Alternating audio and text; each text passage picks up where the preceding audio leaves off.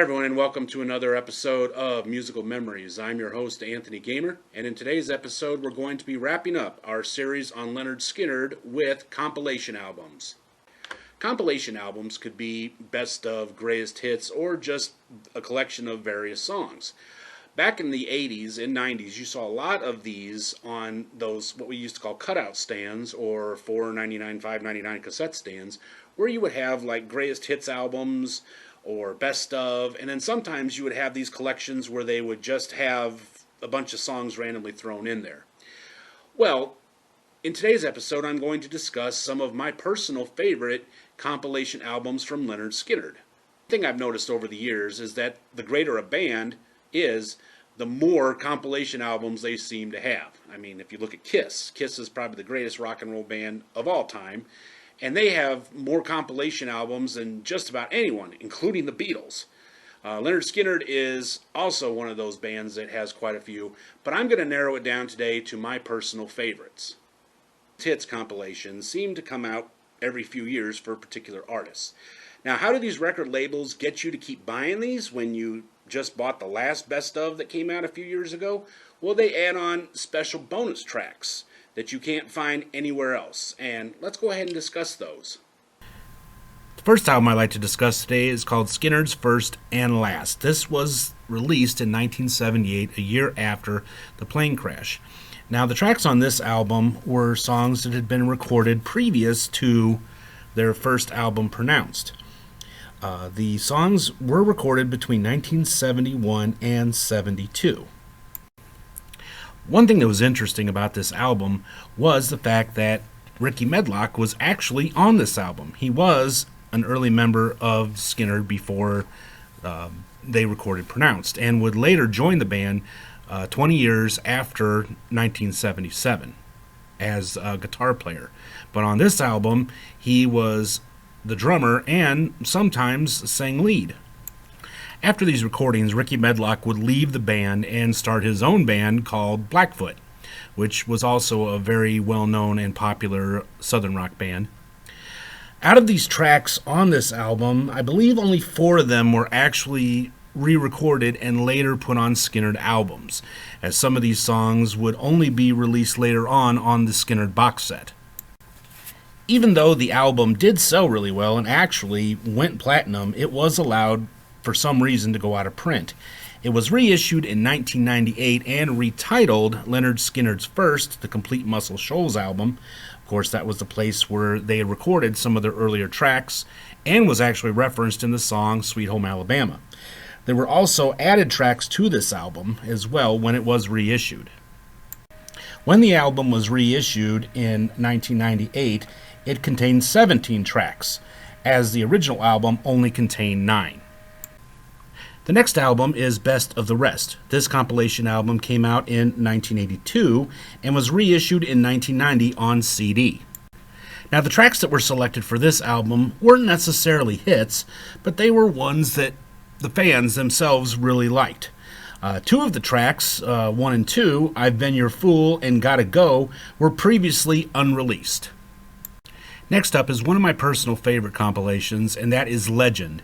It was released in 1987. It contains songs that were unreleased or were demos that were recorded before 1977. There were some great tracks on this album. To be honest with you, I pretty much liked them all. One of my standout favorites has to be When You Got Good Friends. A really fun song that was actually going to be on Street Survivors, but it just didn't make the cut. All the songs on this album have been used on later compilations, including the box set. Next, we have Skynyrd's Innards, their greatest hits. This was released in 1989. The tracks on this, of course, were recorded between 1973 and April 1977. The album went 5 times platinum. Of the 13 tracks on the album, 5 of them had been unreleased. Number 5, Double Trouble, the outtake version, and number 6, Freebird, the outtake version. This was an extended version of the studio recording of Freebird. Really cool, too, because this is the longest studio version of Freebird that you're going to find anywhere. From 1991, we have the Lynyrd Skynyrd box set. This was released November 12th, 1991, and is 214 minutes and 27 seconds long, covering 3 CDs. Box sets became a big thing in the late 80s and into the 90s and beyond. The first band to put out a very successful box set was Led Zeppelin. And after they did well, then other artists followed after, such as Skynyrd, Kiss, Elvis Presley, Pink Floyd, just to name a few. The box set itself contains 3 CDs, a box, obviously it's a box set, and a booklet that contains lots of behind-the-scenes and unreleased photographs and stories behind the songs and the band themselves. I'm not going to discuss all the tracks on each of the 3 discs because there's quite a few. I'll just give a couple quick highlights of each one. On disc 1, one thing that stands out is the fact that this album contains several demos and earlier versions of some of your favorite songs off of Pronounced.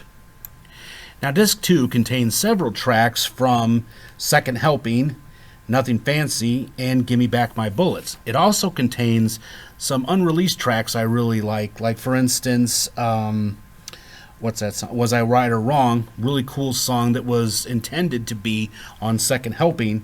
And I would have to say the true standout is All I Can Do Is Write About It, track 16, the acoustic version.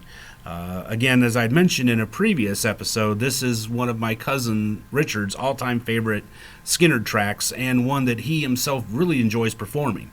And he first heard it from this box set. And disc 3 contains some cool live tracks and some remixes from the last 2 albums, that being One More From the Road and Street Survivors. So yes, this box set is really worth getting a hold of. If you don't have it, go out and get it. Now, you would think that after the box set, there wouldn't possibly be any more unreleased songs to make a compilation of, right? Well, you'd be wrong. And that's why we have the 2000s collectibles. Now, this 2-disc set includes several early demo recordings, some live versions, and some studio tracks, and a couple songs that were never released. And 2 of those songs that stand out are Need All My Friends and Michelle. There's 2 versions. On disc 1, you have the demo version that was actually released on a small record label called Shade Tree Recordings in 1969. On the second disc, you have the complete version, and these songs are pretty cool. Honestly, I can't figure out why they weren't released on later albums, because these were 2 really cool tracks, and have since developed cult followings among Skynyrd fans.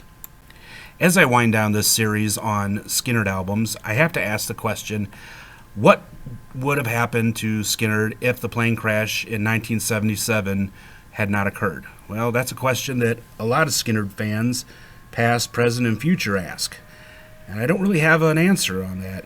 I myself personally believe that they would have continued making great music and probably would still be touring today, but we'll never know.